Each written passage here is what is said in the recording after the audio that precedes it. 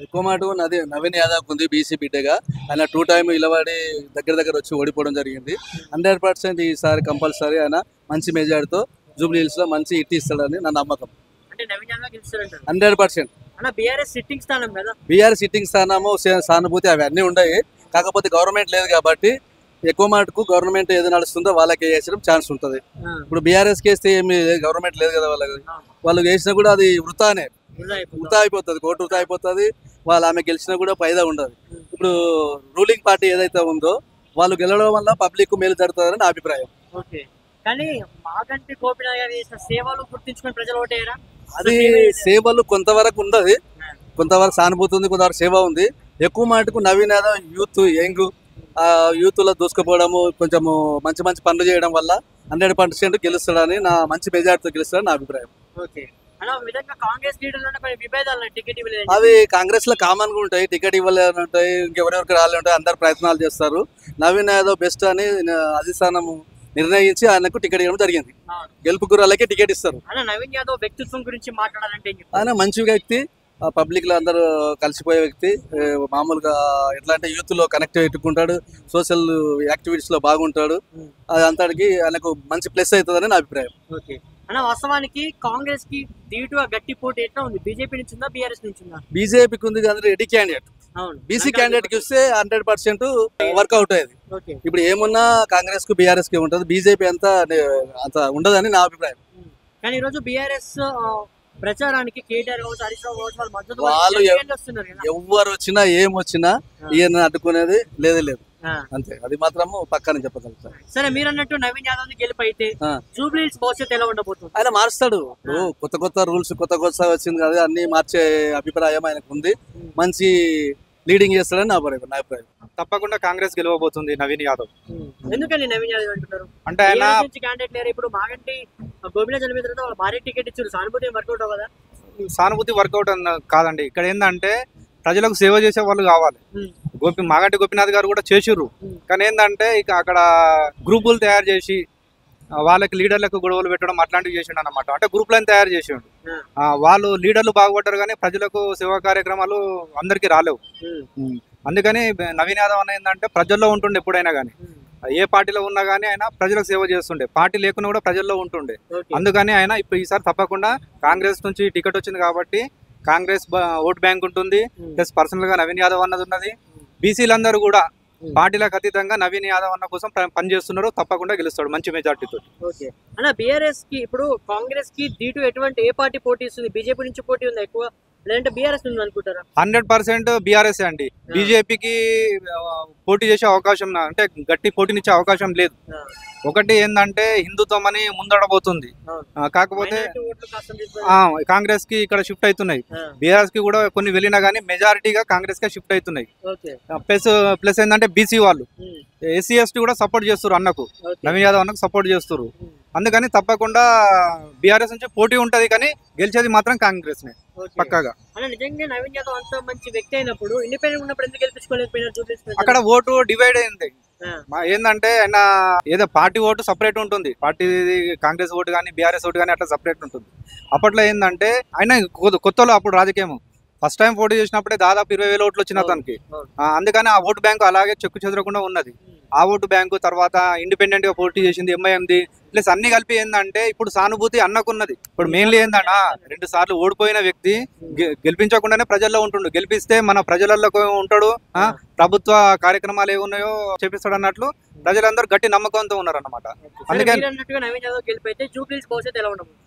తప్పకుండా మంచిగా ఉంటదండి. ఇప్పుడు సిటీలో కూడా ఏంటంటే కాంగ్రెస్ కి ఒక్క సీటు, అంటే ఇక్కడ కంటోన్మెంట్ లో ఒకటి వచ్చింది. సిటీలో కూడా ఇప్పుడు నవీన్ అన్నకి మినిస్టర్ పదవి ఇచ్చే అవకాశం కూడా ఉందని చెప్తున్నారు. అందుకని ఇక్కడ ఏంటంటే జూబ్లీస్ లో మంచి మెజారిటీ తోటి గెలిపించుకుంటాం.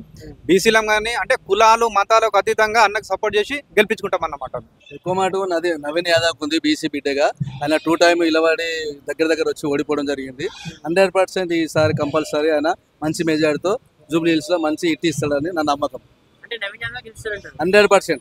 బీఆర్ఎస్ సిట్టింగ్ స్థానం కదా. బీఆర్ఎస్ సిట్టింగ్ స్థానము సానుభూతి అవి అన్నీ ఉన్నాయి. కాకపోతే గవర్నమెంట్ లేదు కాబట్టి ఎక్కువ మటుకు గవర్నమెంట్ ఏది నడుస్తుందో వాళ్ళకి వేసడం ఛాన్స్ ఉంటుంది. ఇప్పుడు బీఆర్ఎస్ వేస్తే ఏమి గవర్నమెంట్ లేదు కదా వాళ్ళకి. వాళ్ళు వేసినా కూడా అది వృతా అయిపోతుంది, కోర్టు వృతా అయిపోతుంది. ఆమె గెలిచినా కూడా ఫైదా ఉండదు. ఇప్పుడు రూలింగ్ పార్టీ ఏదైతే ఉందో వాళ్ళు గెలవడం వల్ల పబ్లిక్ మేలు జరుగుతుందని నా అభిప్రాయం. ఓకే, కానీ మాగంటి గోపీనాథ్ గారు చేసిన సేవలు గుర్తించుకొని ప్రజలు ఓటేయరా? అది సేవలు కొంతవరకు ఉండదు, కొంతవరకు సానుభూతి ఉంది, కొంతవరకు సేవ ఉంది. ఎక్కువ మటుకు Naveen Yadav youth young youth లో దూసుకుపోవడము, కొంచెము మంచి మంచి పనులు చేయడం వల్ల 100% గెలుస్తాడని మంచి మెజార్టీతో గెలుస్తాడని నా అభిప్రాయం.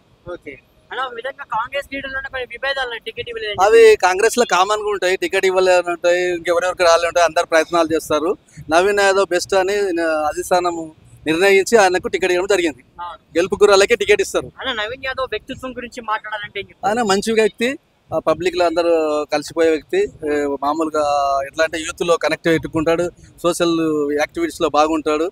అది అంతటికి ఆయనకు మంచి ప్లస్ అవుతుందని నా అభిప్రాయం. ఓకే అన్న, వాస్తవానికి కాంగ్రెస్ కి దీటుగా గట్టి పోటీ ఎట్లా ఉంది? బీజేపీ నుంచి ఉందా, బీఆర్ఎస్ నుంచి ఉందా? బీజేపీకి ఉంది కానీ రెడీ క్యాండిడేట్. అవును, బీసీ క్యాండిడేట్ కి వస్తే 100% వర్కౌట్ అయ్యేది. ఇప్పుడు ఏమున్నా కాంగ్రెస్ కు బీఆర్ఎస్ కి ఉంటుంది, బీజేపీ అంత ఉండదని నా అభిప్రాయం. కానీ ఈరోజు బీఆర్ఎస్ ప్రచారానికి కేటీఆర్ కావచ్చు, హరీష్ రావు కావచ్చు, వాళ్ళ మద్దతు వాళ్ళు వస్తున్నారు కదా. ఎవరు వచ్చినా ఏమొచ్చినా ఈయన అడ్డుకునేది లేదు. అంతే, అది మాత్రము పక్కన చెప్పగలుగుతారు. సరే, మీరు అన్నట్టు నవీన్ యాదవ్ గెలుపు అయితే జూబ్లీ హిల్స్ భవిష్యత్తు ఎలా ఉండబోతుంది? ఆయన మారుస్తాడు. కొత్త రూల్స్ కొత్త వచ్చింది కదా, అన్ని మార్చే అభిప్రాయం ఆయనకు ఉంది. మంచి లీడింగ్ చేస్తాడని నా అభిప్రాయం. తప్పకుండా కాంగ్రెస్ గెలవబోతుంది నవీన్ యాదవ్. ఎందుకని నవీన్ యాదవ్ అంటున్నారు? అంటే ఆయన క్యాండిడేట్ లేరు. ఇప్పుడు మాగంటి గోపీనాథ్ చనిపోయిన తర్వాత వాళ్ళు భారీ టికెట్ ఇచ్చారు, సానుభూతి వర్కౌట్ అవ్వదా? సానుభూతి వర్కౌట్ కాదండి. ఇక్కడ ఏంటంటే ప్రజలకు సేవ చేసే వాళ్ళు కావాలి. మాగంటి గోపీనాథ్ గారు కూడా చేసిర్రు, కానీ ఏంటంటే ఇక అక్కడ గ్రూపులు తయారు చేసి వాళ్ళకి లీడర్లకు గొడవలు పెట్టడం అట్లాంటివి చేసిండు అన్నమాట. అంటే గ్రూపులను తయారు చేసిండు. వాళ్ళు లీడర్లు బాగుపడ్డారు కానీ ప్రజలకు సేవా కార్యక్రమాలు అందరికీ రాలేవు. అందుకని నవీన్ యాదవ్ అన్న ఏంటంటే ప్రజల్లో ఉంటుండే, ఎప్పుడైనా కానీ ఏ పార్టీలో ఉన్నా కానీ ఆయన ప్రజలకు సేవ చేస్తుండే, పార్టీ లేకున్నా కూడా ప్రజల్లో ఉంటుండే. అందుకని ఆయన ఇప్పుడు ఈసారి తప్పకుండా కాంగ్రెస్ నుంచి టికెట్ వచ్చింది కాబట్టి కాంగ్రెస్ ఓట్ బ్యాంక్ ఉంటుంది, ప్లస్ పర్సనల్ గా నవీన్ యాదవ్ అన్నది ఉన్నది.